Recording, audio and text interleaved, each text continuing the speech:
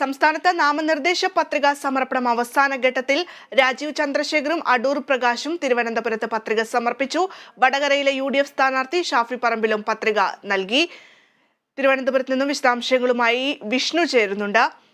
വിഷ്ണു, രാജീവും അതുപോലെ തന്നെ അടൂർ പ്രകാശും നാമനിർദ്ദേശ പത്രിക സമർപ്പിച്ചിരിക്കുകയാണ്. ഇപ്പോൾ അവസാന ഘട്ടത്തിലെത്തിയിരിക്കുന്നു. ആരൊക്കെയായിരുന്നു ഇവരോടൊപ്പം ഉണ്ടായിരുന്നു? നമുക്കറിയാം രാജീവിന്റെ ഒപ്പം ഇന്നിപ്പോൾ വിദേശകാര്യമന്ത്രി ഉണ്ടായിരുന്നു എന്നുള്ളതാണ് ഏറ്റവും പ്രധാനപ്പെട്ട ഒരു കാര്യം. മറ്റെന്തൊക്കെയാണ് വിശദാംശങ്ങൾ? ഭദ്ര നാമനിർദ്ദേശ പത്രിക സമർപ്പിക്കേണ്ട അവസാന ദിവസമാണെന്ന് ഇന്ന് രണ്ടുപേരും, അതായത് അവസാനമായി ശേഷിക്കുന്ന ആറ്റിങ്ങൽ മണ്ഡലത്തിലെ UDF സ്ഥാനാർത്ഥി അടൂർ പ്രകാശും അതോടൊപ്പം തിരുവനന്തപുരം മണ്ഡലത്തിലെ NDA സ്ഥാനാർത്ഥി രാജീവ് ചന്ദ്രശേഖറുമാണെന്ന് പത്രിക സമർപ്പിക്കാനെത്തിയത്. ഏതായാലും നാമനിർദ്ദേശ പത്രിക സമർപ്പിച്ചിട്ടുണ്ട് ഇരുവരും. അതിനുശേഷം അദ്ദേഹം പ്രതികരിക്കുകയുണ്ടായി. വികസനം മാത്രമാണ് ലക്ഷ്യമിടുന്നതെന്നും എതിരെ സ്ഥാനാർത്ഥി ആരാണെന്ന് നോക്കുന്നില്ലെന്നുമാണ് രാജീവ് ചന്ദ്രശേഖരൻ അറിയിച്ചത്.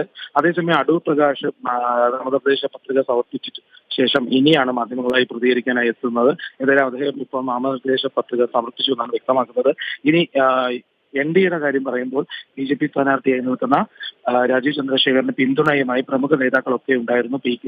ദേശീയ നിർവാഹക സമിതി അംഗം PK കൃഷ്ണദാസ് ഉണ്ടായിരുന്നു. അതോടൊപ്പം തന്നെ മുതിർന്ന നേതാവ് O രാജഗോപാൽ അടക്കമുള്ളവരുണ്ടായിരുന്നു. അതോടൊപ്പം പ്രധാനമായി എടുത്തു പറയേണ്ടത് കേന്ദ്രമന്ത്രി S ജയശങ്കർ ഉണ്ടായിരുന്നു. അദ്ദേഹത്തോടൊപ്പം വലിയ രീതിയിലുള്ള പിന്തുണയാണ് പാർട്ടിയുടെ ഭാഗത്തുനിന്നുണ്ടാകുന്നത്. വലിയ വിജയ പ്രതീക്ഷയാണ് ഉള്ളതെന്നാണ് പാർട്ടി വൃത്തങ്ങൾ അറിയിക്കുന്നത്. ഏതായാലും നാമനിർദ്ദേശ പത്രിക സമർപ്പിച്ച് കഴിഞ്ഞിരിക്കുകയാണ്. ഇനി അടുത്ത ദിവസം മുതൽ വലിയ രീതിയിലുള്ള ശക്തമായ പ്രചാരണ പരിപാടിയിലേക്ക് കടക്കാനാണ് എല്ലാ വിഭാഗക്കാരും തയ്യാറാകുന്നത്. കഴിഞ്ഞ ദിവസം തന്നെ ആറ്റിങ്ങലിന്റെ സ്ഥാനാർത്ഥി LDF സ്ഥാനാർത്ഥി V ജോയും അതോടൊപ്പം തിരുവനന്തപുരത്തെ UDF സ്ഥാനാർത്ഥി ശശി തരൂരും തിരുവനന്തപുരത്ത് വലിയ രീതിയിലുള്ള ഒരു പ്രചരണത്തോടെ തന്നെ ഇതേ രീതിയിൽ തന്നെയാണ് ഇവിടെ കളക്ടറേറ്റിലെത്തി നാമനിർദ്ദേശ പത്രിക സമർപ്പിച്ചത്. നേരത്തെ തന്നെ മറ്റു നേതാക്കളും സ്ഥാനാർത്ഥികളും നാമനിർദ്ദേശ പത്രിക സമർപ്പിച്ചു കഴിഞ്ഞിരുന്നു.